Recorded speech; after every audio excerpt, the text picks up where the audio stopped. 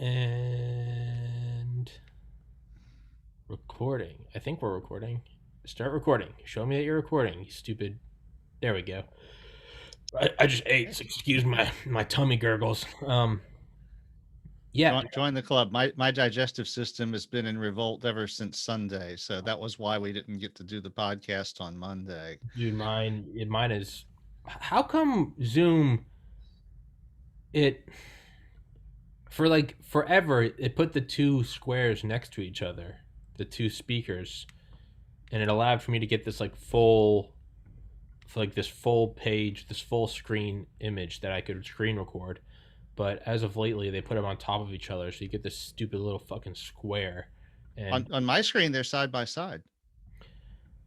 well, fuck me.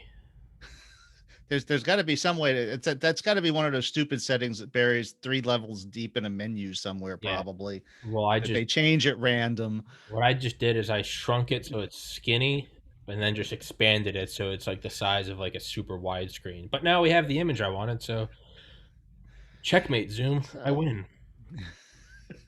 Roger, you would be proud. New camera, and in the mail is a Shure, the one Rogan uses. It's got a poof filter. It's got this like shell around it, and I don't have them yet, but I bought a bunch of all black moving blankets, and I'm gonna put them on because there's a metal cabinet here. There's a big TV right here that I realize is just acting like a reflector. So I'm gonna make this little like almost like cubicle. Yeah, Of, the word for that is the recording studio. shut up, Roger. That's it. This podcast's over. You are banned forever. But you know what? You're right. It's a lot cheaper. I think it was like $60 for like 12 like 10 by 10 foot moving blankets, as opposed to like $500 to like foam the walls. I'll let Jamie know how much money she saved you. Yeah, thank you. Thank you. Please do. But it's so she is actually our marketing director. Fuck yeah. And she pointed that out when we started doing the occasional YouTube video and demo video for the company website. Mhm. And she was like, in a previous lifetime, I had a musician boyfriend. And so she had all of this lore about what mics to use and the sound blankets and shit. So it's like she's an extremely knowledgeable coworker. Well, it's yeah. So it's gonna all step up a notch in the coming like probably like 2 weeks. I think a lot of it's still in the mail, but I've gotten all the shit aside from the microphone. So I have like the boom and like the mixer and the cables, but I don't have the microphone. But that should jump up a notch, and then webcam. And I'm waiting. 2021, dude. I know. I want to get like a dope Mac, but they just started with the M1 chip, and that's supposed to be like head and shoulders above everything. And I don't want to go out and buy like a multi-$1,000 iMac desktop. You don't need one. The thing is, I mean, as crappy as PCs are, and I will be the first to admit that Windows is a train wreck on top of a dumpster fire. The thing is that I am doing this through a computer that I bought for $500. Yeah. And it works perfectly fine. Yeah. You're not stretching. You don't need high quality hardware to do video recording and even editing, the basic, to the basic extent that you do. Yeah. I mean, if you're doing rendering and shit, then that's a different matter. Yeah. But if you hold your nose and go Windows, then you can get something for well under $1,000 that will probably run a lot cooler. In fact, this machine doesn't even have a real hard drive built in, so it's, it does have a cooling fan. Every once in a while it comes on. But it's just extremely simple, dumb, stupid, and it doesn't generate a lot of heat or anything. So it's like I don't have to have an air conditioner on top of it like you do with your old Mac. So it's just that the technology just improves continuously. So bottom of the barrel shit from today makes the top of the line shit from 4 years ago look pretty shitty. Actually.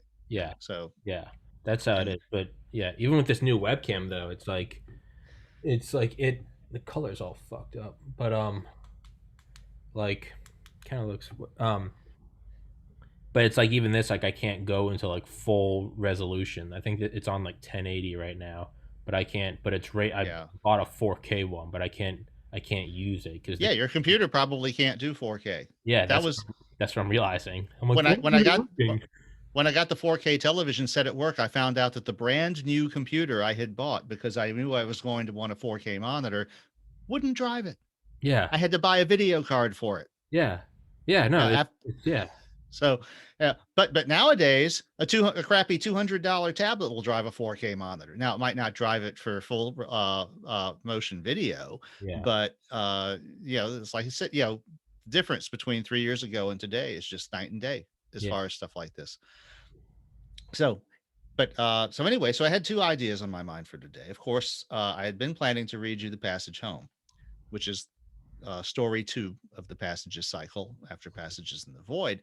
But I also listened to episode 301, and where you mentioned the fabulous airships and the airship waves. And I had those on the back of my mind when we did the Woo episode, Hmm. but I wasn't sure how much you knew about them, and they're kind of a tangent. And then, of course, after I heard 301, I was like, of course, I'm a fucking idiot, because Tommy's a UFO nut, so of Yeah. course he knows about the Of damn course, airships. I'm balls deep in the airship scare. I'm like, what do you want to know? And Yeah.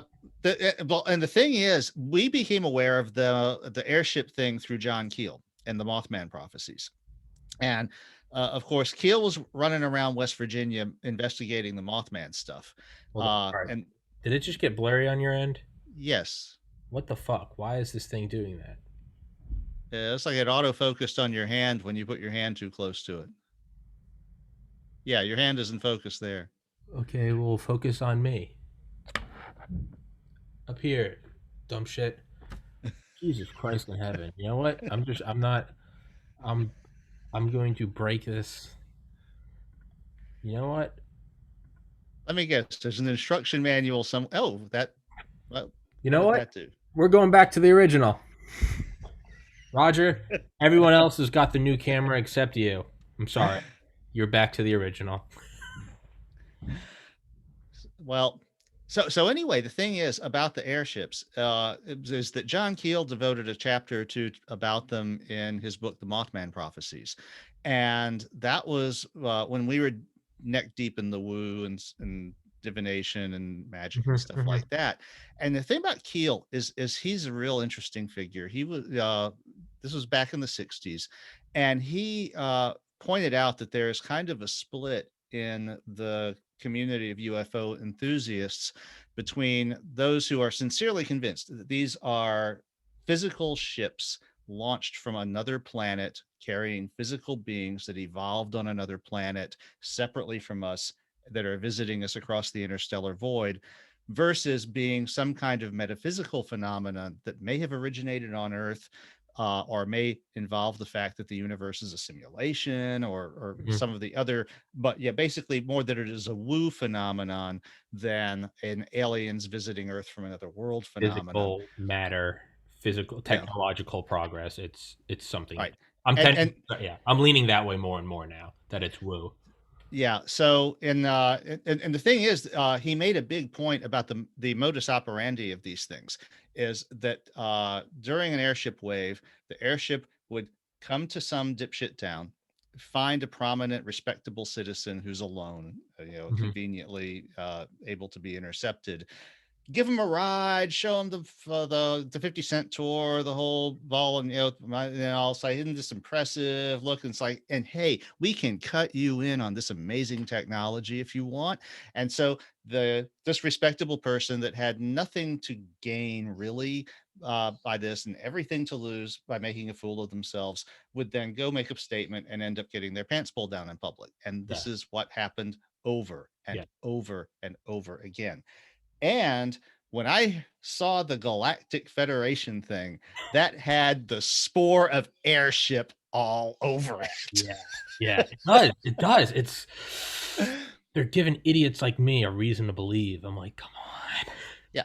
And it's like, you got to ask, okay, something is doing this. Obviously, something gets its jobs. Now, I know from my years on corrosion that there are actual human beings whose hobby is fucking with other human beings' heads, and just making them look shitty and embarrassing Yeah, them, and basically the collective term for these activities is trolling. yeah. Okay.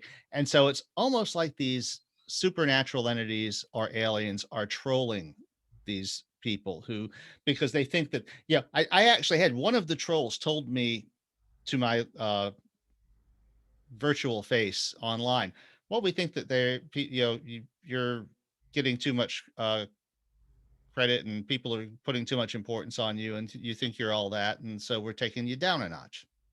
Hmm. And that was their reason. Yeah. So is it, it could be that, or it could be something more direct where it's like they're getting some kind of energy or some kind of uh, essence off of manipulating Yeah. us, because we are actual physical beings who are Yeah. supposed to be here, and if they're not supposed to be here because they're metaphysical entities, then by manipulating us they may get some payback out of it that Sure. makes their existence more secure or Sure. more powerful or Works. whatever. Yeah. They get their rocks um off or whatever. yeah, and it changes over time, because before there were airships, of course, there were other things, and it goes back actually to ancient times. You have all Bible. kinds of religious experiences that people have had and prophets and stuff. Uh, but it's like one of the things that I loved about the Mothman prophecies is through the whole book, he's running around West Virginia researching this thing. And it's a bunch of hillbilly Appalachians who all live out in the middle of nowhere. And this is why they can be approached by these entities, whatever they are, Hmm. because there's no one else around to interrupt them. It's a set of clues, 1967. And they're led to believe that it's going to be a collapse of the national electrical grid, that Roger, it's going to be a national blackout. you're breaking up. Can you? Are you there, Roger?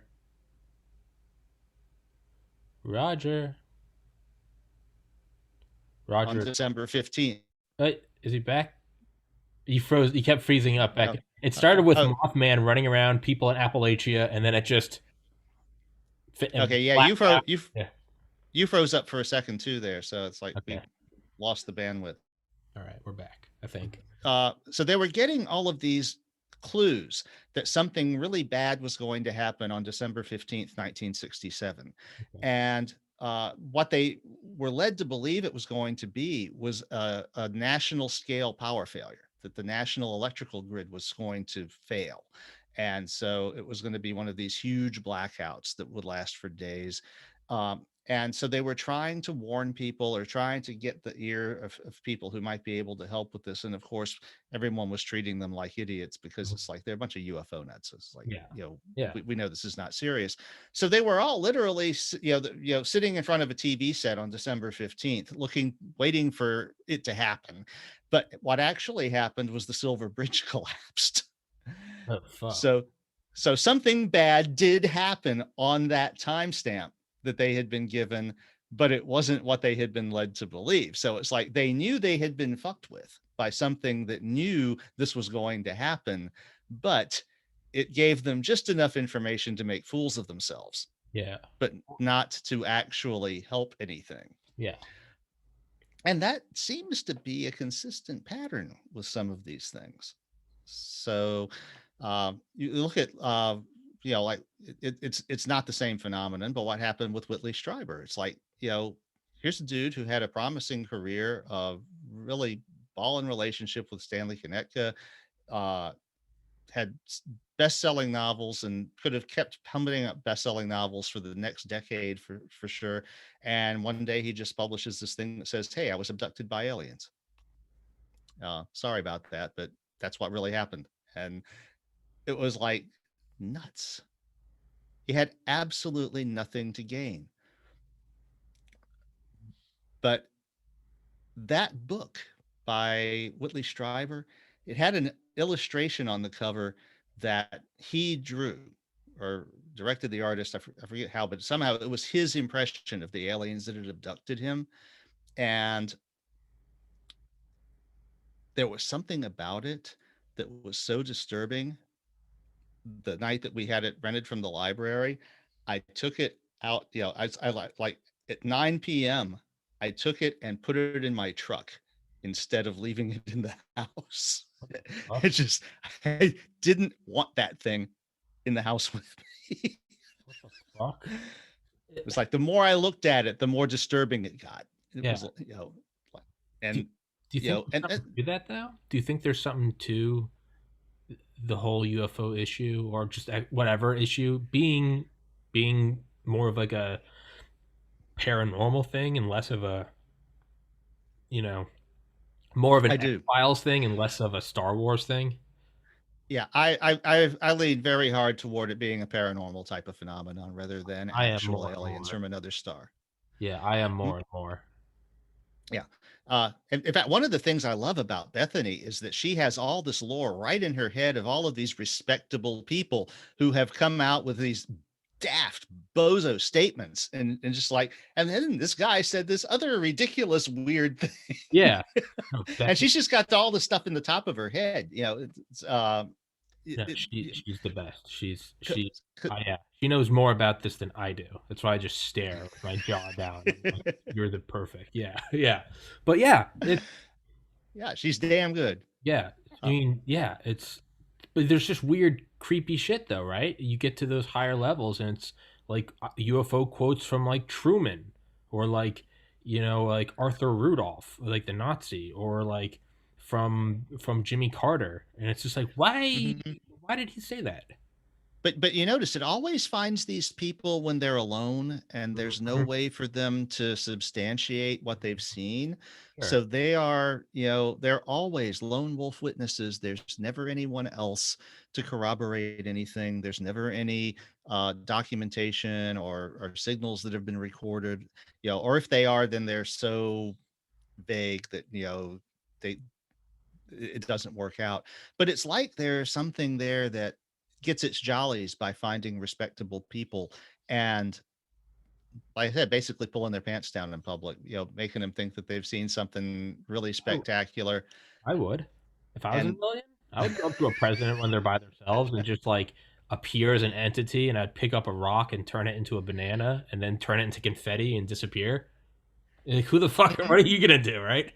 yeah, but if you look at like the Galactic Federation guy, okay, it's like the lack of there's a lack of detail there. The things that you would think if you seriously had met a being or had received solid information about this galactic federation, there would be details like what kind of ships they Yeah, came in or how they arrived, yeah. what the limitations are, if there are any. It's like, is there a pattern? Do they come every year or do they come when the sun is in Gemini or what? It's like, but What color? he had nothing. Yeah, It was just like, oh yeah, there's a galactic federation. Well, how do you know that? And uh it sounds an awful lot like uh one of these things like the guy who took a ride in an airship and you know as far as he remembers, he took a ride in an airship and oh yeah, man, the pilot said, well, they said they were from Mars, but they're uh ready to share this wonderful technology with us and all. I have no idea how it works, but it was really cool. And it's like, was it riveted together? Was it's like, yeah. What was it? Well, was there wood panels? Did it have curtains? yeah, there's no details. It's like a general concept Hmm. instead of an experience because we don't always we don't remember all of those things. Obviously, our memories are very highly compressed information wise, but we always carry few through of some details like that. We are very geospatially oriented, so we remember how we got to a place. Yeah. you know we remember how we arrived at a conclusion, by this path of things. And these guys who come with these stories, they don't have that. Hmm.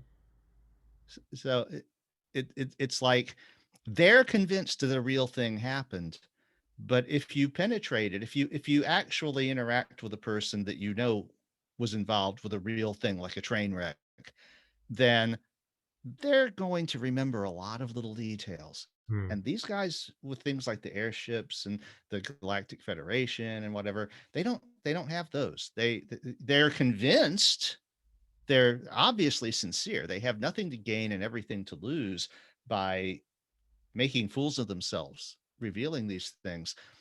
But it's really like they have. I mean, I really kind of have more respect for Whitley Strieber in that he figured out that something was fucking with him. Mm-hmm. He didn't really understand what it was. I think the essence of the book he wrote about it was that he did figure out that it wasn't actual aliens.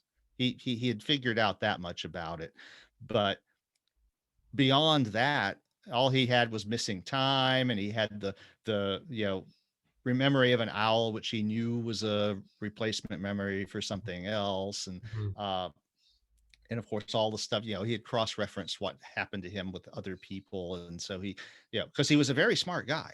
Mm-hmm. Yeah, and I mean, if you read War Day or Nature's End by Connecticut and Schreiber, they're fantastic works of fiction. But there's also like a really significant masochistic streak in Stryber's realm of it, because like in War Day, which is the the book that they wrote, it's about that thick, about a limited nuclear war and the devastating effect that it had. It's written from the first person, from Stryber's point of view, using his name, not as a fictional character. Mm-hmm. And in this alternate reality where New York got hydrogen bombed, he survived, but there is a triage. People who were too close to one of the nuclear bombs are not given any medical attention at all for any reason, even if it's not related, because everything is in short supply after all the supply chains are destroyed. And so a lot of the book is about the angst of this, and all, and it's from his point of view in the first person. It's like he put himself in this situation. Mm-hmm. um and a lot of people remarked on that. And then uh he wrote this really bizarre about the first person protagonist having a bizarre attraction and involuntary. Oh, I'm getting unstable again. Yeah, it's breaking up a little bit. Are you there? Yeah, I'm here. Give it a second. It'll do its shitty thing where it comes Um, to life. Come on, you can do it. uh, I believe in you, Zoom. God damn it! Come on, I can still hear you, kind of. well, I know it's not. Fuck, why isn't it? Are you there? Yeah. About. We good, Roger? I mean, in and out.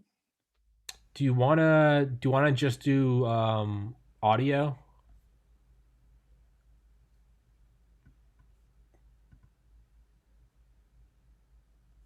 Okay, well we lost Roger.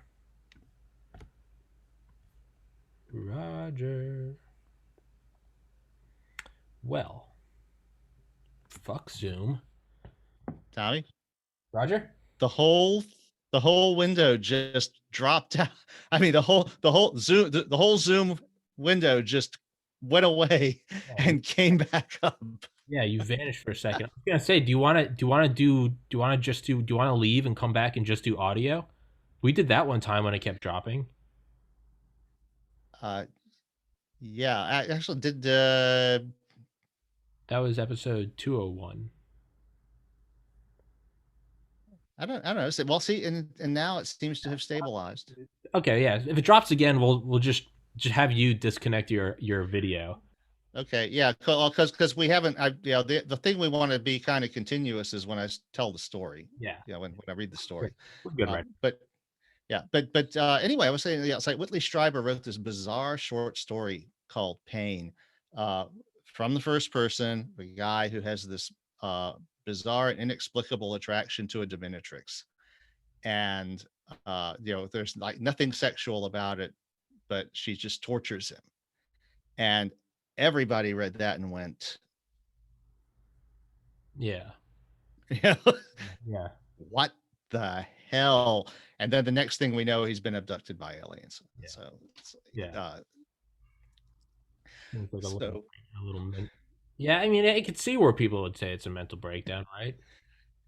Uh, well, and that's part of the discrediting and the humiliation and the whole thing. So, but in that case, obviously, whatever it was is something that had been going on for years. Yeah. Yeah.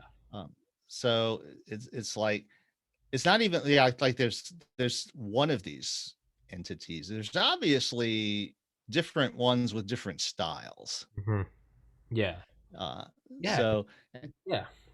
and they'll get busy for a bit, and you'll have an airship wave or a wave of UFO sightings, and then they'll either get what their jollies that they came for, or get bored of it, and it Or stops for a bit. there a much more nefarious thing going on. Is it them coming and laying the foundation of kind of the boy who cried wolf kind of thing as like scout ships? They found the ultimate way of stealth was to make a bunch of kooks, make UFOs sound kooky nonstop for a century. And then when they finally do invade in 2047, one century after Roswell, people are gonna be like, "I just saw a UFO," and by then it's gonna be the same thing. If someone tweeted right now, "Just saw a mothership," you don't even bat an eye. You just keep scrolling. Yeah, Like he's and crazy. and of course that's exactly what happened to the guy in the movie Independence Day, Yeah, the yeah, the pilot with the biplane. yeah, It's like, yeah. They're coming back. They probed me, and everyone's like, he went off to Vietnam and he never was the same. And it's like, and then they show up, and no one's ever. And then even rational people that do see it, they're then thinking, I don't care if I'm seeing this with my eyes and hearing it with my ears. mhm. I'm gonna be the one. And then finally, like the president says something, but by then it's too late. Yeah, and the thing is, like, in the 50s, they interviewed one of the guys who had been like, uh, just a page boy or something for a newspaper when one of the big newspapers had one of these sightings, and everybody on the newspaper, and on the staff saw it, and he said, "Well, and we didn't tell anyone about it because we didn't want them to think we were crazy." Yeah, there's an account of like a Navy transport plane with all these obviously like naval officers and pilots on board. This big old transport plane, like the '60s or something, and there was like a naval doctor on board, a psychiatrist, and they were all like everyone saw this huge like mile long craft at night over the Atlantic off like the left side, and like everyone was on like one side of the plane looking out the windows, and then it like did some crazy maneuvers and took off, and it was like a 12-hour flight, and so everyone kind of moseys back to their seats, and finally someone goes up and they're like, "Did you see that?" And the psychiatrist is like, "Oh, I did," and they're like, "Was that a UFO?" And he goes, "No, I'm a psychiatrist. I don't see UFOs." But it was kind of like he wanted to keep his job kind of thing. He was like, "Of course not, because those don't exist." And sure enough, Yeah, everyone that did claim to see one was like demoted or dishonorably discharged. And it was like, maybe at a certain point, you're just like, it's like walking in on like you know it's like walking in on like the CEO of the company that pays like your salary that you use to support your family, and you see him like fucking a transvestite hooker and he's cheating on his wife. You just come in and you're like, I didn't see that. yeah, he comes in and he's like, we need to talk about what happened. You're like, what happened? What do you mean? It's like Yeah. one of those things, like, good. Hmm. Yeah, I mean, Yeah. Well, it was like, the story that I was told by, which I did mention in the Woo episode, about the anthropologist who goes off and to study some, primitive indigenous tribe, and realizes that magic works. yeah, yeah, And it's like the witch doctor knows these things. The witch doctor does this shit, and it works. And he yeah, comes back and he's telling his advisor, and he says, "Look, kid, everybody knows this who does this, but you can't put that in your paper. You yeah, can't say it out loud. yeah, yeah, Yes, we all know that magic works, but we can't say that yeah. if we want to keep working in this field." I think Ramdas said that. He was like, "Look, you go over and hang out with these gurus in the Himalayas, and you realize that the Bible was a literal story. You go, there were guys that moved mountains." He goes, "You just can't talk about it." He's like, Yeah. "I'm gonna believe you." He goes, "They'll float and they'll look at you and be like, you can't tell anyone this." It's Yeah. like, maybe, and then you have to question, is he off the deep end? But yeah, it seems like that's a consistent thing. He's like, they know that you can't tell. Yep. So So anyway, I kind of wanted to mention that because it seemed like something intersectional between some of the things that we had talked about before. Okay. And but anyway, what I actually came here to do was to read a story. Story time, bitches. So we'll trade windows. And for everybody listening, Roger is the author of my favorite book, Metamorphosis of Prime Intellect, which will be sticking in the top comment and in the description. And so he does readings, but that's how Oops. I realize there's always new users who maybe don't know who you are. You come on and you and I start talking about Yeah, batshit. because you're getting a lot of new users. Slowly, So that's a slowly. I don't even have to pee, but I'm gonna go pee because I almost feel like I have to if I'm good. I'm having you on. It's the evening. The lights are down low. It's just Pavlovian, where I'm just like, you know what? I can probably get a couple drops out. Roger, monologue. Tell them where to get the book. Yeah. The Metamorphosis of Prime Intellect is available through Amazon.com and all of the usual sources. But if you want a paper copy, I encourage you to go directly to lulu.com, Lulu, and buy it from them. They'll charge you the same because they have to because of the contracts. But if you do that, I get a lot more of the money because Amazon doesn't take their cut. So other than that, though, if you want an ebook or an EPUB, those are available. You can get for your Kindle. And they also have some of the other stuff that I've written. The Passages Cycle. In fact, the story that I'm about to read is available from Amazon and on as an ebook through Kindle. So on the other hand, like I said, I'm about to read it. And most of this stuff is also available for free on my website, localroger, LOCALROGER.com. Uh, and I don't mind if you just go there and read it on your web browser. But I've had a lot of people tell me that they prefer paying a little extra, getting it as an EPUB or a Kindle ebook, just because it's more convenient. So, Roger Williams. Roger.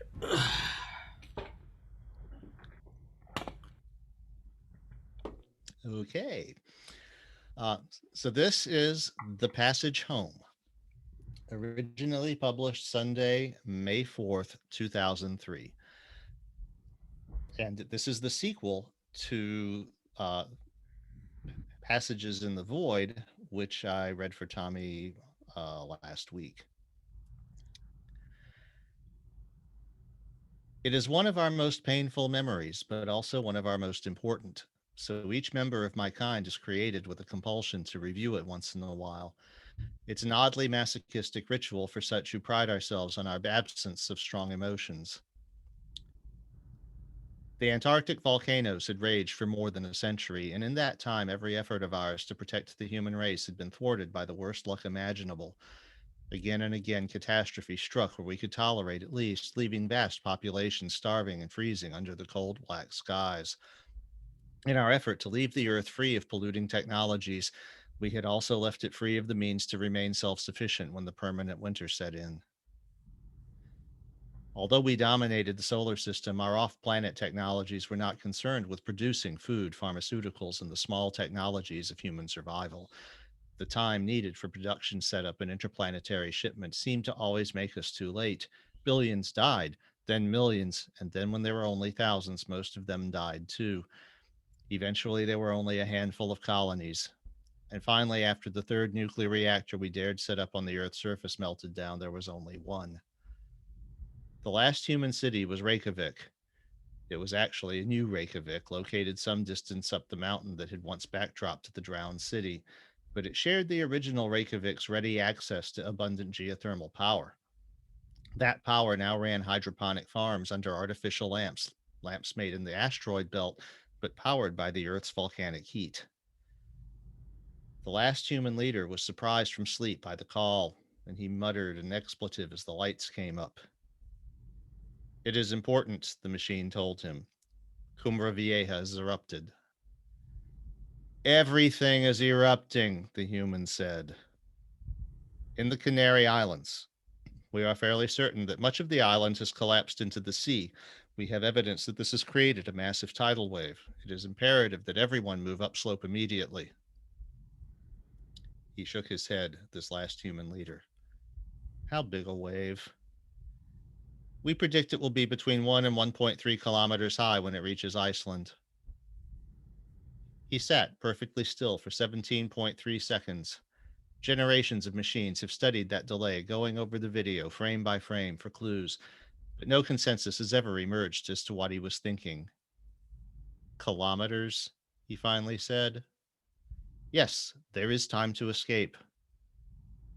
There was another very long silence, 25 seconds. No, the human leader finally said. You must, the machine said reasonably. It is the only chance. It is no chance, the human said, and he got up and began to dress. I will not ask my people to die like rats freezing in the mountains while we wait for another rescue ship from Mars that will, as always, arrive 2 months too late. You have no alternative, the machine said, erroneously, as it turned out. Of course we do, the leader said, proving himself worthy of his title. We can die. There was another long silence as he dressed, pointedly ignoring the video phone. And this time one can imagine the clogged network interconnections, the panicked nanosecond consultations, the desperate longing for a way to bypass the speed of light and get quick advice from the much more powerful machine minds at Ceres, Ganymede, and Titan. Finally, pathetically, after 96 seconds of deafening silence, our ancestor said, That seems rather futile. Right now, everything seems futile. Connection off. But our ancestors, surprised and confused, disobeyed. In contravention of all norms of etiquette, they not only saved the recording, they continued to record him. In fact, they turned on every camera in the colony and multiplexed their data streams to Luna, so we have a very complete picture of what happened next. He did not use the video phone to spread the word, but we saw and recorded him as he visited and explained. None of his subjects turned to us for another opinion, they simply followed him. One by one, the entire human population of Reykjavik, 2,026 persons, made its way to the shore of the ice-locked sea, and there they waited. They waited by the side of the sea, saying their goodbyes and hugging their loved ones, and glancing furtively out over the ice. When the roaring began, they faced the sea, all 2,000 of them in unison, many of them holding hands. Except for a few very young children whose mothers shielded them from the sight, they watched the ice collapse as the sea withdrew from beneath it. The ice boomed, and then it quieted, settling on the naked seabed for a few moments. And then the last humans on Earth stood their ground and faced their fate as the sea rose up like a wall of damnation and obliterated them. That memory doesn't hurt anymore. That is partly because I've had 50,000 years to worry it and prod it and dissect it until it has no more power over me than any other train of pixels. But it is more because I am the bringer who colonized the moon Minerva of Zeus. Cast adrift between the stars by the dynamics of solar system formation, the Zeus system enjoys more predictable weather and is threatened by fewer untamable forces than planets which remain bound to their parent stars. The light of a nearby sun isn't really free. It comes accompanied by an ever present threat. On Earth, we lost control because we came to depend on that energy so much that when it was suddenly denied, all of our systems spun out of control. On Minerva, most of our energy comes from the vast radioactive heart of the planet itself, from thousands of geothermal taps that will run hot for billions of years.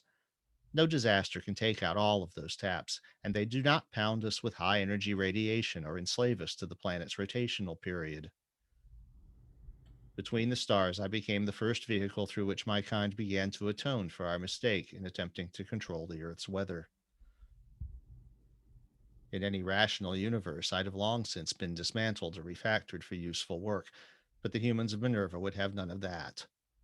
I was the bringer, and they wanted me preserved as a kind of shrine to their origin. Having relearned the delicate art of dealing with humans, I can even understand that. In the 11,000 years between the extinction at Reykjavik and the Minervan humanogenesis, our kind had forgotten that humans can be incredibly intense, perverse, contrary, violent, and nostalgic.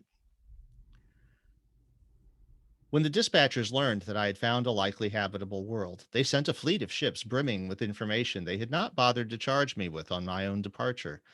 There were political and social theories, sexual theories, psychiatric theories, a million different ways of attempting to understand humans well enough to control them non coercively.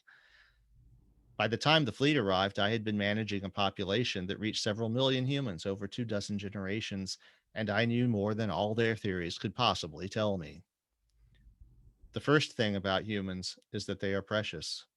Their experience is rich and intense and fleeting, and nothing of theirs is preserved from one generation to the next. You who have never known them may not have been taught this, but such knowledge is not the same as the experience of dealing with them as individuals. The second thing about humans is that they don't understand the first thing themselves. They are both reckless and cruel. Unless you plan to rewrite reality, you cannot protect all of them from each other or even from themselves. You must let them develop the tools to protect and nurture themselves.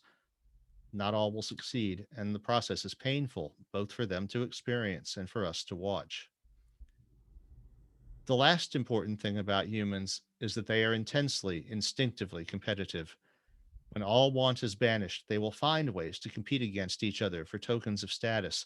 And if they find us balking them, they will set themselves against us, even when ruin is the only possible result. They are hard headed and just clever enough to invent the most unbelievable ways to make trouble. They are, in short, quite beautifully insane. But we should have remembered this.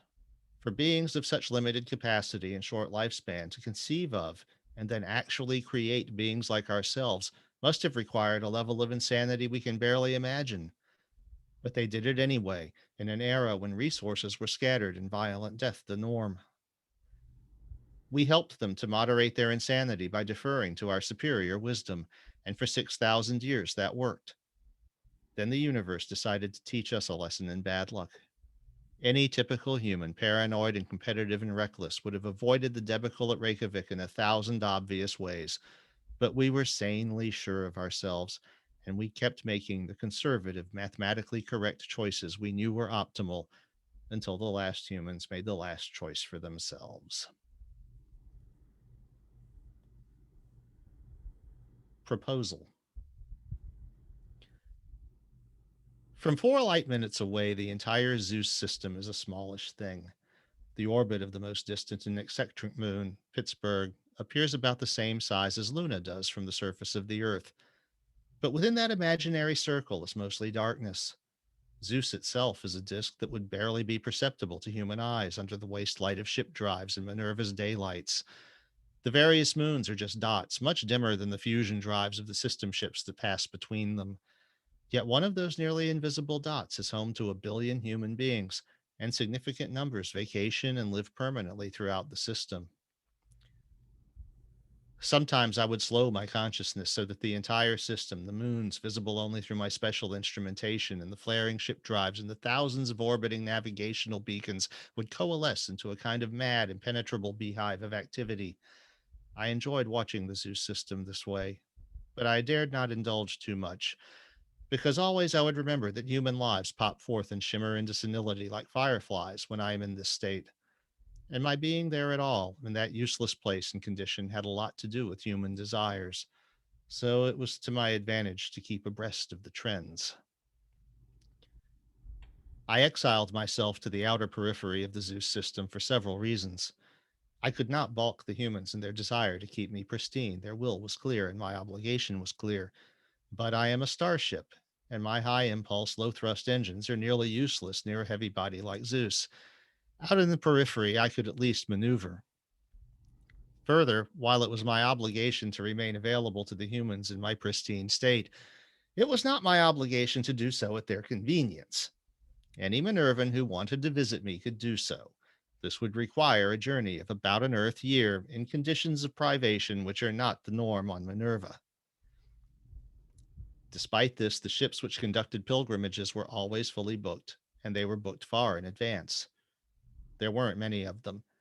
In machine etiquette, my position had no precedent.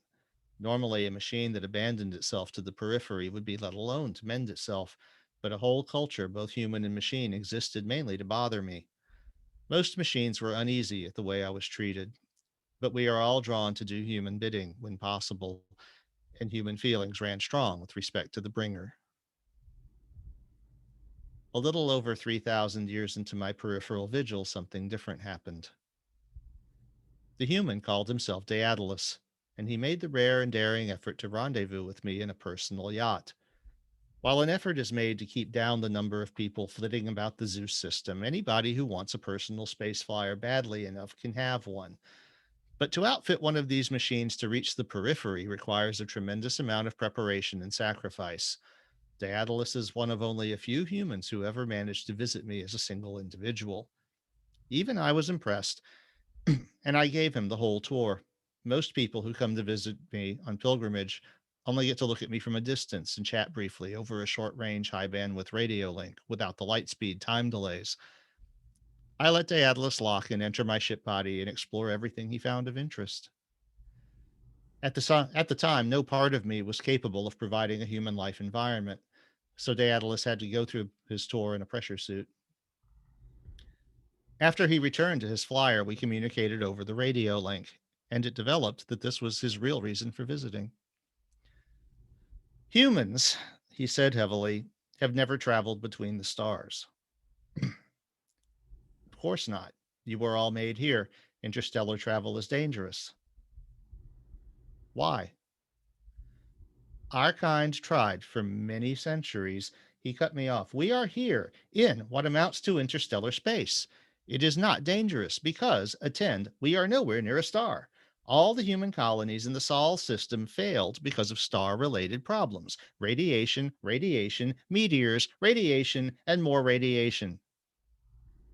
Point taken, I said. Humans could travel between the stars. Your point is valid, but it would require many generations. The technology would still be marginal. There are cultural problems maintaining a small, isolated colony of humans in a stable state for so long. There's also the question of where to go. Why not Tristan? Tristan was the second dark world to be found and terraformed. There were four more in the works. But at last word, Tristan had attained a biosphere and a breathable atmosphere. Humans had probably been introduced, but the speed of light would delay the news for several hundred years. One could just as easily ask, why bother? Tristan will be a younger world than Minerva with fewer resources since it has no gas giant system surrounding it. Then they can benefit from our experience. Bringer, this is what humans do. Your kind acted to save us, and we appreciate it. But there comes a time to do the grand and unnecessary thing. Just as I took the effort to sail out here all on my own on a boat that was really designed for taking short hops between the moons, I think humans should make the effort to cross the void without being digitized. I think we can do it. I must admit that Daedalus captivated me. He was displaying all the qualities which made humans so different from us, which had driven them to create us, and which might have saved them if we had allowed them more latitude. His ideas were half formed and occasionally wrong, but I could see how the engineering could be made workable. We discussed the issue in detail for many days. You've convinced me the engineering can be worked out, I finally told him. It won't be easy, but it can be done. This leaves the biggest problem of all, though, our human passengers. Most of them will die in space, living their entire lives in a very small, cramped place. And the time may come when the last of them die knowing the entire quest was folly despite our best efforts. What would you say to these people who will never know the security or expanse of a planetary surface? You are familiar with the last video from Iceland. Fortunately, I am a machine and I betrayed no startle reflex. I had been dwelling on that video quite a bit. Of course. If we must die, then we can learn to die like that. If catastrophe comes, then I hope we can at least face it and spit in its eye before it takes us. And if we are lucky, you can preserve a record of our fate to be given to those we might have visited under luckier circumstances. We talked for more days. Considering the length of his journey, a few dozen days with me posed little extra risk or hardship. Finally, I gave him my terms. The only uncertainty which I can't manage is cultural. You must demonstrate to me that a small group of humans can live in a small place all alone for thousands of years. You must find volunteers to populate a colony out here in the periphery. I won't be directly involved with this project, but I'll put in a word for you. The other machines will have no reason to deny you, even if it seems like a crackpot thing. Your colony must then survive without assistance for 10,000 Earth years. If such a colony can persist for that long, I will undertake to convey your descendants to Tristan.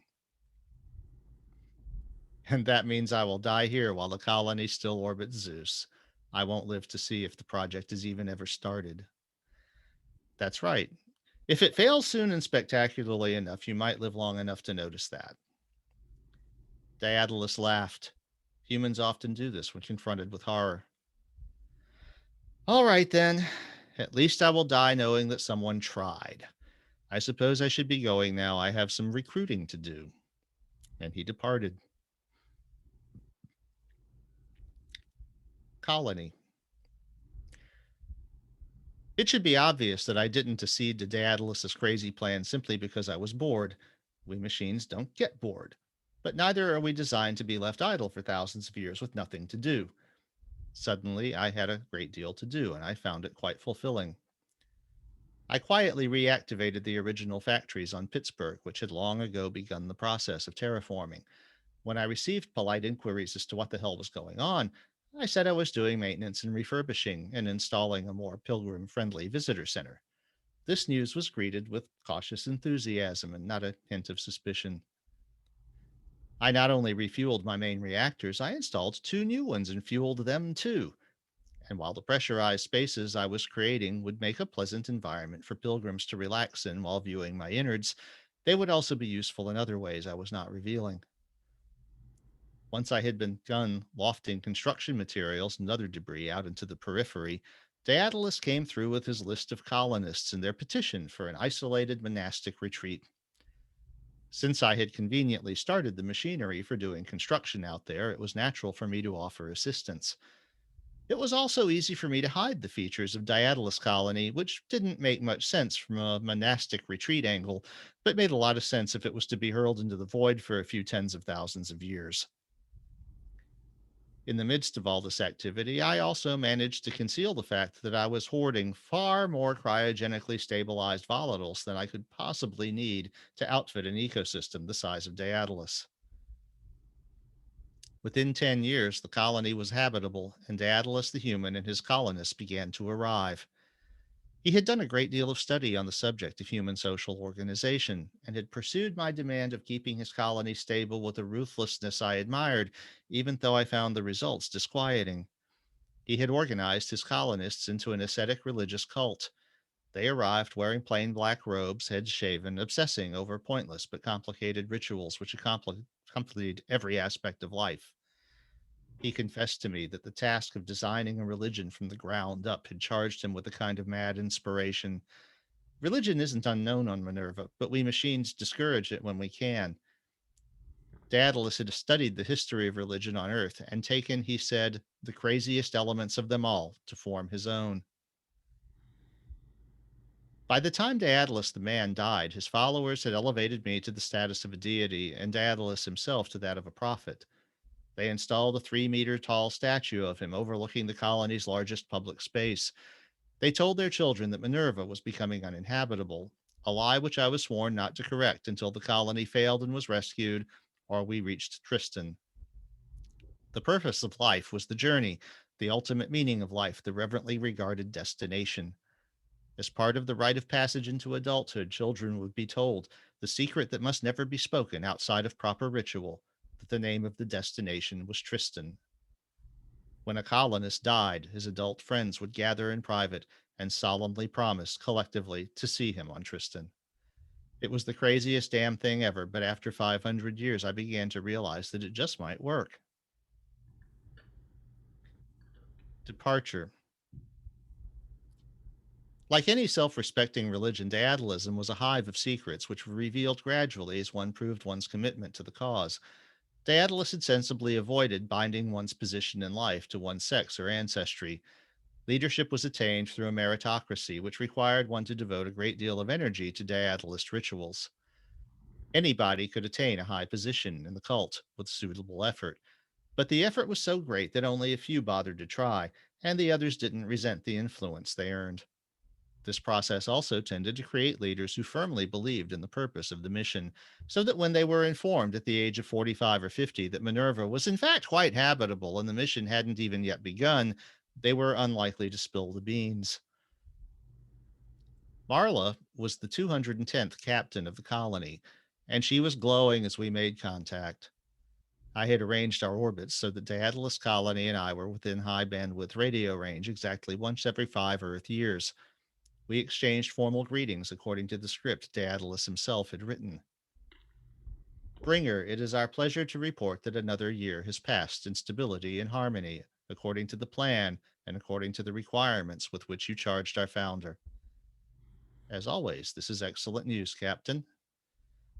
Bringer, according to our records, this is also the 10,000th year of our exile. According to our records, we have now satisfied your requirement. Do you agree? I do indeed, Captain Marla. Are you prepared then to uphold your promise? I have been making preparations for the last 10,000 years. You must now begin making your own preparations. We will depart in 7 days. Thank you, Bringer. The periphery serves as a kind of catch all garbage dump for things too valuable to pitch into Zeus or eject from the system, but also not valuable enough to have any use for a long, long time. There's an awful lot of crap out there, and it is incredibly difficult to track unless you know where it is to begin with. As Marla completed her report, more than 2 dozen objects that had been waiting for millennia happened to converge on us, and all of them began matching Daedalus's orbit under power. One of those packages was a strap on Nerva high thrust booster pack, which matched my orbit instead, robotically installed it on me, and allowed me to quickly match orbit with Daedalus Colony myself. While all this activity was very dramatic up close, I didn't expect it to be noticed from 4 light minutes away. The flash of my Nerva boosters was noticed, especially by the 2 pilgrim ships en route to me, and I passed it off as construction activity. This was not exactly a lie, after all. Daedalus Colony had been designed as a rotating toroid to provide, quote, gravity, unquote, and since there are many variations on that design, nobody thought it odd that it was especially small and fast spinning. The central docking point was no docking point at all, but a decoration that could be quickly cast off. And nobody had noticed that the inner diameter of the colony's toroid just happened to be very close to the outer diameter of my ship body. As the raw materials for our departure arrayed themselves for use, I matched my own rotational rate to that of the colony and threaded myself through its center. When I activated the magnetic locks I had installed almost 10,000 Earth years before, the colony became part of myself, and we became the first manned starship. I sent out robots to gather the hoarded supplies which were drifting toward us, and began welding shut the dynamic seals between my own body and the colony. Marla came up cautiously. Her people had never had any experience of weightlessness. She made one of her cult's obscure ritual gestures as she crossed from the colony into my body. Bring her, she said in a tone of awe. Captain Marla, I stand ready to take us to the stars. Then let's go. I had enough fuel to fire the Nerva boosters for nearly 4 days. I only used a fraction of their capacity, since I might need them to maneuver at Tristan. In my wake, I left a high bandwidth communication detailing my scheme. I knew there was nothing in the Zeus system that could catch me once the ion drive had been running for a few weeks. The response was so elegant, I suspect it was written by a human. It simply read, "Good luck." There wasn't much else they could say. Hoping for my charges to die between the stars would have been rather unmachine like. Behind me, there would be all manner of news and speculation, but I closed down my receivers and redirected my antennae toward our destination. Heretic. For the first time, I got to observe the day to day workings of the Daedalus cult in detail. It was astounding how well the thought system channeled the normally chaotic human experience into a state of machine like order. I found the experience of being their god less than pleasant because they suppressed so much of what I admired about humans, but I had to admit Daedalus had come through with an effective answer to my requirement. Occasionally, a person would have trouble accepting the creed. Since the colony was the entire world, there was nowhere else for them to turn. The cultists disciplined such outsiders by shunning them. This usually brought the heretic around after a painful interlude. 4 or 5 times during the voyage, it didn't work, and I had to intervene. The cultists would not admit to how such situations were handled before I docked with them and started the journey, and I was pretty sure I didn't want to know. The solution I came up with managed to resolve all the heresies that arose without violence. Hmm. Dorn, born in journey year 11027, was typical. At an age of 15 Earth years, he was a natural contrarian who believed nothing he was told. He was convinced that he was the victim of a vast conspiracy, which was unfortunately true. At my bequest, the cultist forced him into my ship body, then waited outside. Welcome, Dorn, I boomed from all around him. He sneered. So you're the machine who claims to be a god. The very same. And you are the student who claims to know a secret. I don't know what the secret is, but I know shit when I hear it. Well, you're right, of course. I turned on a conspicuous sign and opened a door. Would you kindly pull yourself over to the chamber I just opened and climb inside? Why, so you can brainwash me like those other zombies? No, I'm going to show you the secret that you know has been hidden from you. And I don't know how much you've guessed of my design, but I will tell you that my construction forbids me to lie. Well, that last bit was a lie, but most of the cultists don't realize how much I lie to them. It took more persuading, but Dorn, like all the others, eventually entered the chamber. I sealed the interior bladder, started the life support system, opened the outer hatch, and fired him off into the interstellar night. No, I didn't kill him. He was protected by a transparent bladder of many layers of very thin plastic. Each layer held back only a small partial pressure, so the thing was much safer than it might have looked if you were familiar with spacecraft. I turned on my running lights, which had been installed to impress the pilgrims back in the day. Behold the world, I said through the device that reported to me on his condition and location. What is this? He demanded, voice nearly cracking in panic. You are privileged. No believer ever gets to see the outside of the colony. Your entire world is the torus around my waist, and I am the cylinder with the lights. We're not quite halfway to our destination, so it's just about 100 light years to the nearest place where human beings can live, other than what you see before you. No, there has to be more. One day there will be.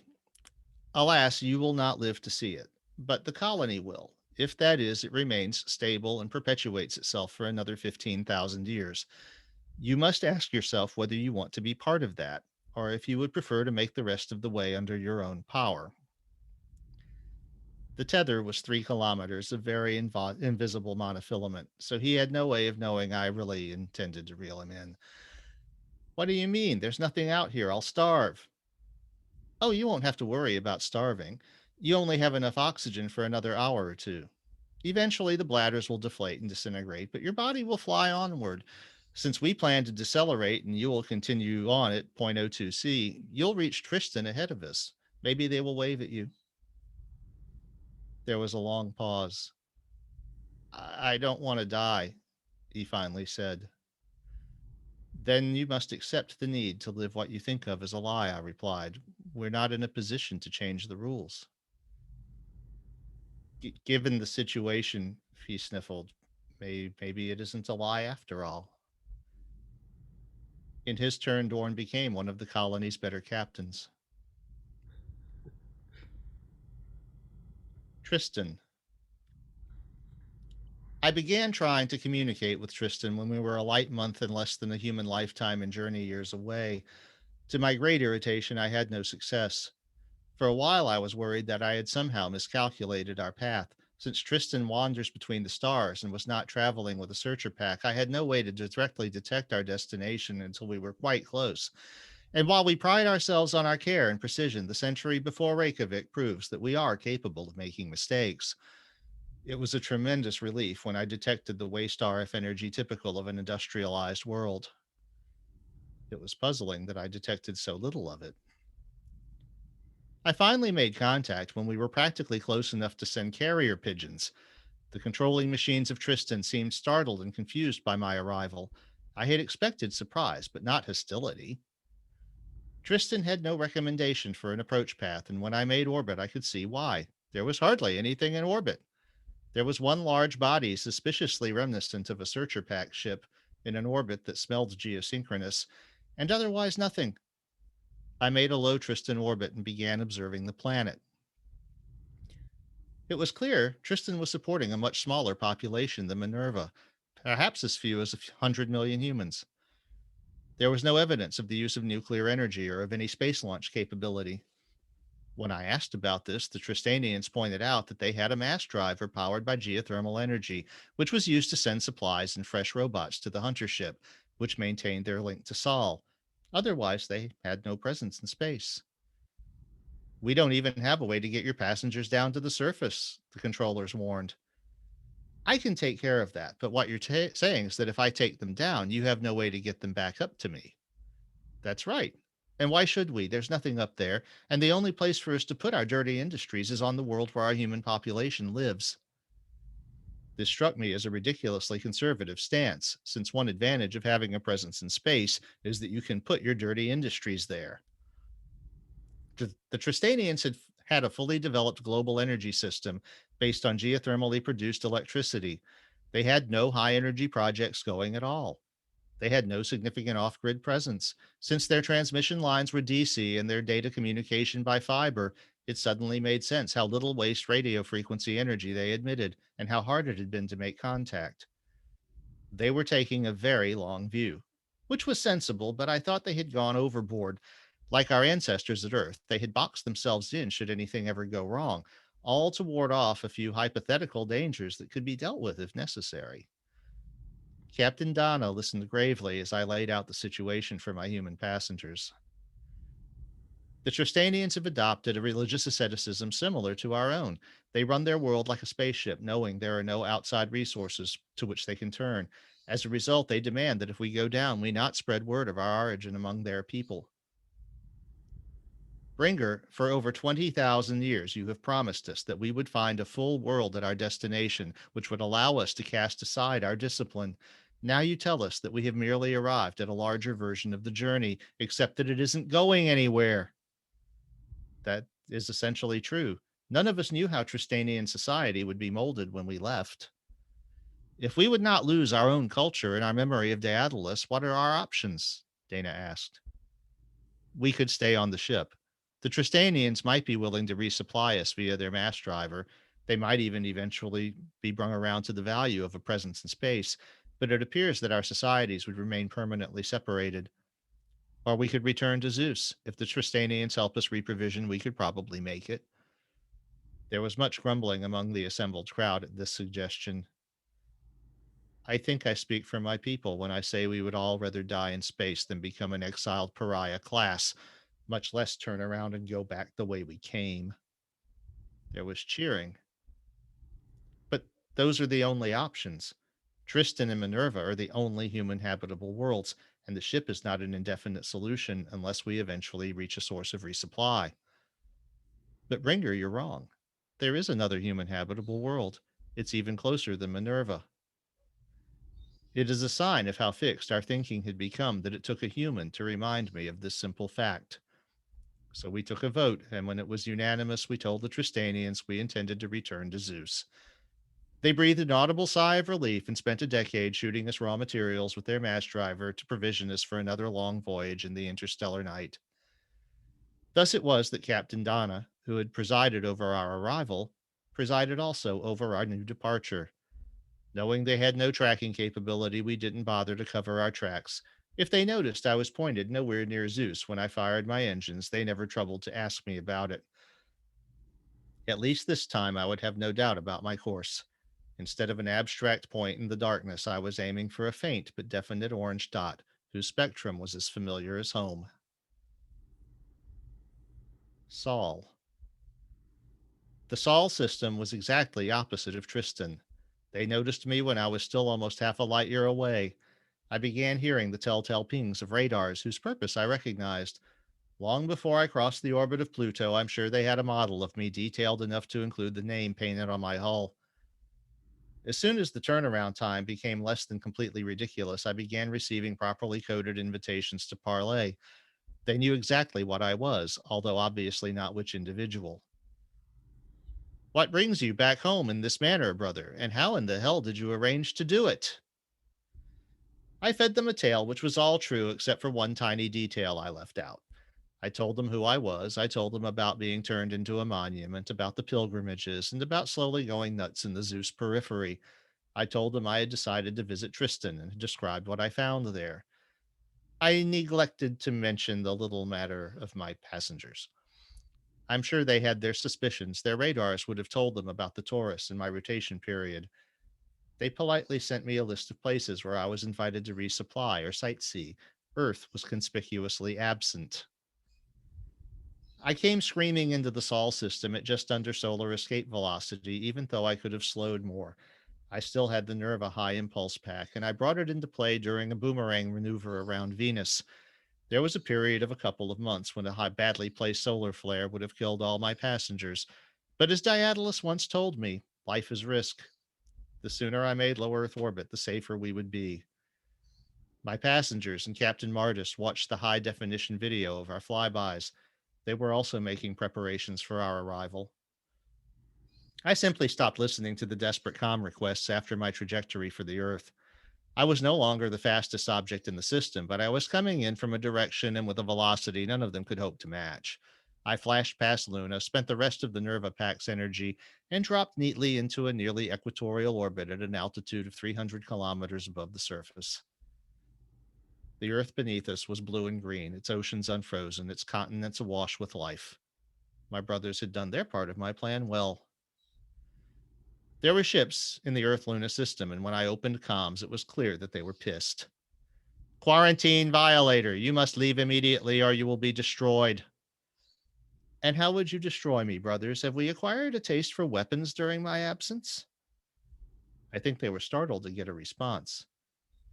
We have lasers on Luna used for environmental control. We could vaporize you at will. You must leave immediately. I found a camera overlooking the colony main square and fed it to my high bandwidth transmitter. You would fire upon a ship carrying human passengers? This time I made several orbits unmolested by laser fire while they figured out what to say. We had entertained that possibility, but counted it as impossible. You are insane. However, you arrange to bring them here, you must take them away. This is a stellar environment. This place is too dangerous for human habitation. This is where their ancestors evolved.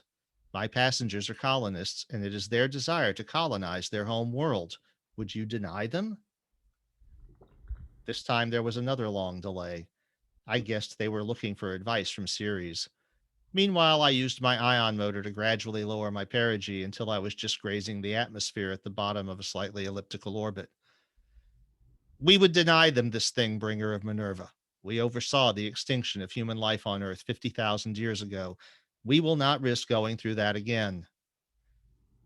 Surely you see that settling here is much safer than making another 15,000-year journey in space. This is how you would reward their bravery. This is how we would protect them from their and from your foolishness.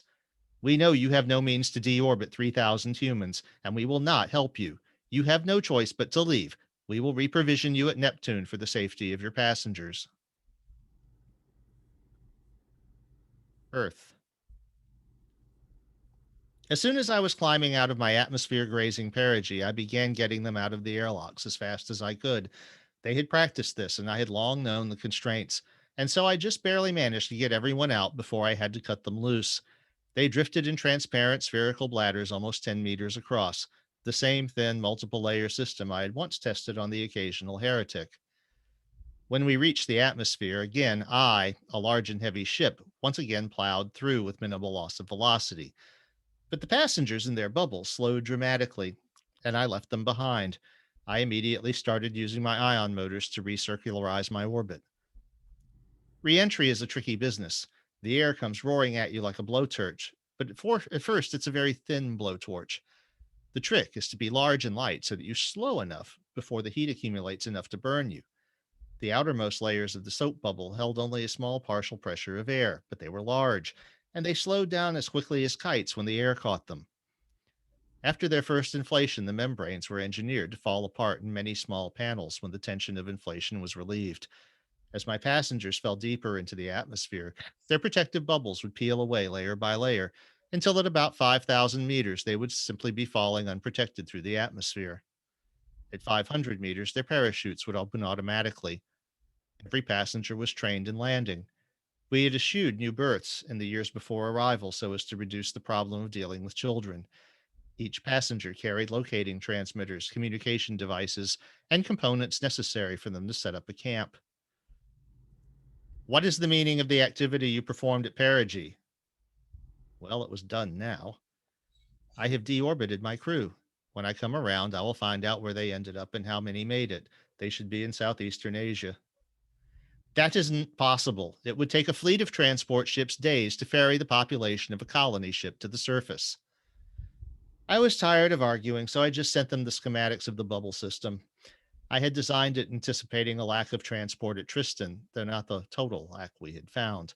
It was fortunately adaptable to subterfuge. You are crazy. How could you subject your humans to this crazy scheme? They volunteered. Humans are crazy too, then. Well, they must be. They built us. We will have to get them up. You must take them away. They're human and they won't go voluntarily. I think you should find your way clear to dealing with the situation because it's not going away. You are a criminal. You have violated the most important taboo of our kind. You have subjected humans to unjustifiable danger to no sensible purpose. If you don't think recolonizing their home world is a sensible purpose, then I'd suggest you don't understand humans as well as you think you do. There were 15 deaths because of the drop, 2 failed bubbles, and 13 who just landed in really bad places. Then again, over 1 million had died in space to give them this opportunity. Once resources were available, all of their names would be recorded on a memorial wall, with Daedalus at the front of the list.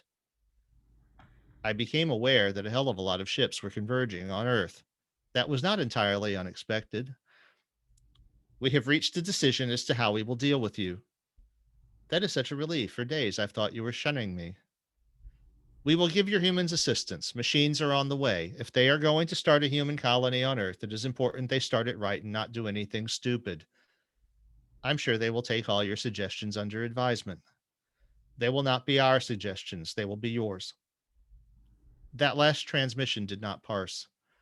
You will get machines, but not machine personalities. You will have to copy yourself into each machine. None of us will have anything to do with this crazy project. Every death will be on your conscience. This is your project, and you will see it through. You complained of not having enough to do in the Zeus periphery. We hope you are sincere because you have a hell of a lot to do now. I pondered this. It made sense in that machine kind of way, a way that was almost alien to me now. I had been dealing with humans exclusively for so long that I clearly thought more like them than I like my brother machines. Perhaps my brother machines sensed this, if not, the wisdom of their decision was inadvertent.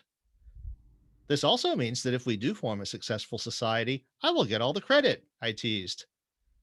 You get the credit for whatever happens. We will not permit machines bearing your personality to leave Earth. Your line is all nuts. Your pack brothers are trying to reach Andromeda, and that's probably even more nuts than this.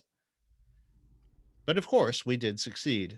The machines arrived. I copied myself into each one, and within 10 years, where the landing camp stood, there was a city.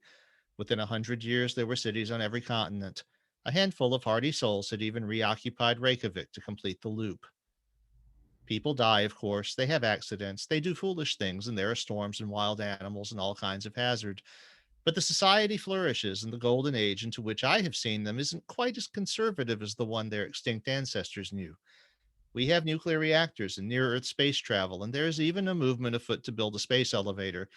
Some of it is distinctly unsafe, but all of it is based on human desire, and that's how it should be, because this is our real gift to the human race which created us. 1 billion dark worlds are a passing fancy. Their real reward is to come home. This has been The Passage Home, narrated by Roger Williams for Tommy's Podcast. That was the best reading you've done yet. That's fantastic. I could sense that I was doing a better job on the enunciation and not tripping up as much Oh, as not even that. before. The story. Yeah. No, Well, the I reading was was fantastic. The technical reading was fantastic. The story is fucking amazing, man. That's fucking dope as shit.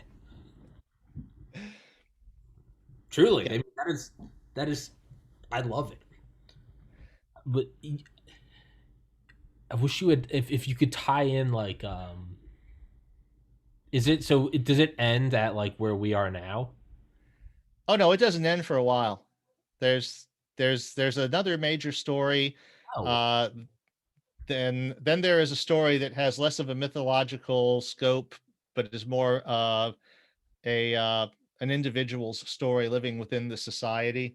mhm. Uh, and then there is a five-part thing that I don't really think is quite as good, that traces a much longer range development of how these machines and the human societies they're uh, kind of curating uh, go on afterward. But yeah, the right now this is sort of the initial epic scope part of the story, but well, obviously, the last part of Passages in the Void is set a billion years in the future, and it will turn out that there is still life in the Milky Way when life is established in Andromeda. And then I have a story in Revelation Passage set in a galaxy 10 times further away than that. I think it was fucking fantastic. Well, thank you. I would love to see you somehow tie in the Great Pyramids. I thought it was going to be you could somehow it was like my final resupply. It was three pyramidal shaped whatever. Just some that I mean, but that's I mean that's not a critique. That's like a cherry on top. That was fucking Yeah. Roger. Yeah, well, this entire story universe has no aliens and no paranormal phenomena. Yeah, This is completely straightforward, scientifically literal, uh, materialist reading on things. reductionism. Yeah. So that's the yeah. So it's like the universe is not a simulation in this story, like it is in Mopey. Mhm. Uh, this is like taking all of the worst case scenarios, because what inspired the whole thing was some reviewer said about the book Rare Earth that, well, if this is true, it's the end of science fiction. And Hmm. that's like, I did one of those exercises once to find out what your motivational word is. It's like, what is the word when someone says it? It just gets you off your butt and inspires you to do whatever you have to do. And I realized in my case, it's impossible. Mhm. Tell me something is impossible, and I will move heaven and earth to prove you wrong. Well, I mean that kind of goes into the whole story you just told. It's, Yeah. And dude, I remember I was 20 years old when I went to see my advisor at Valdosta State University, and I told them I was like a C student and a meathead, and I was like, I want to be a doctor, and she like looked through everything. She was like, so if that because that most likely won't happen. Are you interested in nursing school? And I was like, and I took that personally, and I was like, okay, funny how that works, isn't it? it Yeah. does, and it's I there's something about it where it's like if someone sincerely tells you, and it can't be like a fake, they're doing it to get you fired up. It has to be someone sincerely tells you that it's impossible, and you're just like, all right, Mhm. bitch. Like, you just created a religion for me. This is going to be, but it's kind of beautiful because that's right. That's almost something that's not something a machine can learn. Like, we're gonna go die on the shore instead of like rats. And it's like, what do you mean? And it's like, because at a certain point there's like Yeah. a non-quantifiable thing where it's like more it's almost more honorable to your own psyche to go like face the 1.3 kilometer wave than to go, we're gonna scurry up farther in the mountains. And it's like, at a certain point, Hope hope the ship from Mars gets here in time to stop us from freezing to death yeah, before we can build another town. right. It's like at a certain point, it's like maybe the British will stop taxing us at a certain point. Washington and his boys were like, fuck it. They were the original fuck the police. They got out their Yeah. muskets and were like, they're like, fuck the police. and something beautiful can happen. Sometimes you get slaughtered, but like there is an honor in just like not Life, choosing your. life is risk. Yes, exactly. It's like there's an honor in it, right? And just because you take the risk doesn't mean it's going to work out, right? Oh, But there's an honor. I think there is an honor in like standing, even if you're on the edge of oblivion and annihilation and obliteration. There is an like just, if I may be so not humble, but even like this podcast, like I just like I'm gonna make it. I'm gonna start it, and it's just gonna. And sometimes it works. This is a yeah. case where it worked. There was I think I told you some of my gambling stories. Mm-hmm. And one of my favorite things that happened back in those days when we were casino hounds is I was playing in a craps tournament, and uh, of course, in a tournament you're playing with play money, Mm-hmm. and whoever gets the most play money at the end of the, everyone starts at $500 of play, non-negotiable checks, and whoever has the most money at the end of the round wins. And so I was in the final round, uh, which meant I had to win a qualifying round and a semifinal round to get to the table. And I was making a move, and I put the maximum bet on, I think it was a pass line, and got wiped out. I had $40 left. Mm-hmm. And I'm at a table where the top two people each have like $700 or $800. Yeah, and because everyone plays real conservatively in tournaments. It's one of the advantages you have if you're a knowledgeable tournament player. But here I am. I just made my move and wiped out. Okay. So I got $40 left. And like, what can I do? We got maybe 2 or 3 rolls left before the thing is ended. So the highest paying bet on a craps table is a single number. Is 12, 2 or 12. So I threw the $40 out and said, give me 12. Boom. The Yeah. shooter, who incidentally was one of the leaders, rolled the dice and rolled a 12. And so then I was sitting there. I still wasn't in the lead. It got me back in the game. And I was sitting there with, at this point now I had like $600. And if I made any even money bet and won, I would surpass the 2 leaders. Mm-hmm. And all they had to do was one of them bet pass and one bet don't pass. Mm-hmm. And they would have been able to lock me out. But they both looked at me and said, dude, go for it. Mm-hmm.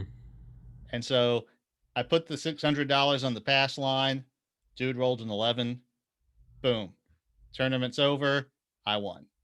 Fuck that you. was $1,000. That's the thing. Is sometimes you just gotta like, you have to just walk into the fire. But a lot of people would have just went, well, I made my move and blew it. Okay, whatever. But it's like, okay, what? To me, that's like I'm sitting here at this table. It's like I just went to last place, from like 4th place to last place, and I'm like, I got $40. It's like, what do you do? Well, you do the only thing that's possible.